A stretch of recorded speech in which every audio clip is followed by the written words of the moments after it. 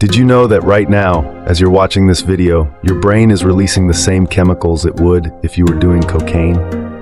That's not an exaggeration. The endless scroll you do on TikTok, Instagram, or YouTube triggers your dopamine system in frighteningly similar ways to hard drugs. And here's the scariest part. Tech companies know exactly what they're doing. I spent the last 6 months diving deep into the psychology of content addiction, interviewing former tech executives, and even deliberately getting myself addicted to social media, all to understand what's really happening to our brains. What I discovered was way darker than I expected. In the next 15 minutes, I'm going to show you 3 mind-blowing things. The hidden psychological triggers that make content literally irresistible. Why Gen Z is experiencing the highest rates of anxiety ever recorded. And most importantly, how to break free without completely disconnecting. But first, let me tell you about Sarah. She's a 19-year-old college student who reached out to me after watching my last video. Sarah used to be a straight-A student with big dreams of becoming a doctor. Now she can barely focus on a textbook for 5 minutes without reaching for her phone. Her grades are slipping, she's sleeping less than 5 hours a night, and her anxiety is through the roof. The craziest part? She knows her phone is the problem, but she literally can't stop. Sarah isn't alone. Studies show that the average person now spends over 7 hours a day consuming digital content.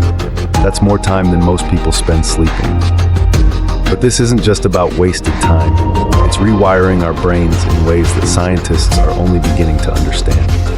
Let's break down exactly what happens in your brain when you open TikTok or YouTube. Every time you see something interesting, a funny video, a shocking fact, or a cool dance, your brain releases a tiny hit of dopamine. It's the same neurotransmitter that makes you feel good when you eat chocolate, have sex, or achieve something meaningful. But here's where it gets crazy. Your brain doesn't just release dopamine when you find something good. It releases it in anticipation of finding something good. That's why you keep scrolling even when the content isn't that great. Your brain is literally gambling on the next post being amazing. The tech companies know this. They've hired teams of psychologists and neuroscientists to make their platforms as addictive as possible. They use something called variable reward scheduling, the exact same psychological trick that makes slot machines so addictive. You never know when you're going to hit the jackpot of an amazing video, so you keep pulling the lever. I interviewed Dr. James Chen, a former tech executive who worked on one of the biggest social media platforms. I can't say which one because he signed an NDA. He told me something that kept me up at night. We specifically designed these apps to be addictive. The goal was never to enrich people's lives. It was to keep them scrolling for as long as possible. But it gets even darker. Remember how I mentioned doing a self-experiment? For 30 days, I deliberately maximized my content consumption. I downloaded all the major social media apps, turned on all notifications, and allowed myself unlimited scrolling time. The results were shocking. Within just 1 week, my attention span dropped from 45 minutes to less than 10. I started having trouble sleeping. My anxiety levels shot through the roof. I couldn't even watch a full movie without checking my phone. The scariest part? Even though I knew it was an experiment, I still found it incredibly hard to stop. I caught myself reaching for my phone hundreds of times a day, even when I wasn't getting notifications. The addictive patterns had been burned into my neural pathways that quickly.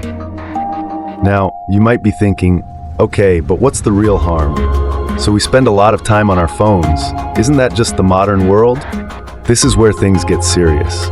Research from Harvard Medical School shows that excessive content consumption is literally changing our brain structure. The parts of our brain responsible for deep thinking, empathy, and emotional regulation are shrinking, while the areas associated with impulsivity and addiction are growing. Dr. Lisa Thompson, a neurologist I interviewed for this video, put it this way: we're seeing changes in brain structure that mirror what we see in drug addicts. The scary part is that we're seeing these changes in teenagers whose brains are still developing. Let's look at some hard numbers. Depression rates among teenagers have doubled since 2010. Anxiety disorders are up 48% in the same period. Average attention spans have dropped from 12 seconds to 8 seconds. But here's what really blows my mind. We're the first generation in human history to face this problem. Our brains evolved over millions of years to handle face-to-face interaction and real-world challenges.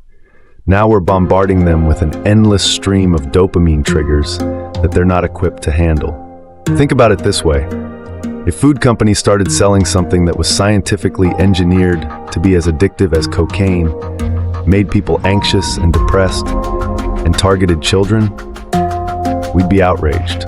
But that's exactly what's happening with content, and most of us don't even realize it. So what can we do about it? This is where I have some good news.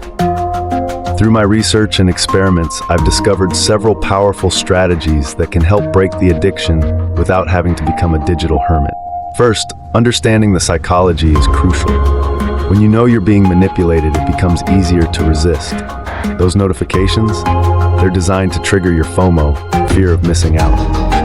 The endless scroll, it's exploiting your brain's natural curiosity and reward systems. Second, it's about creating what psychologists call pattern interrupts.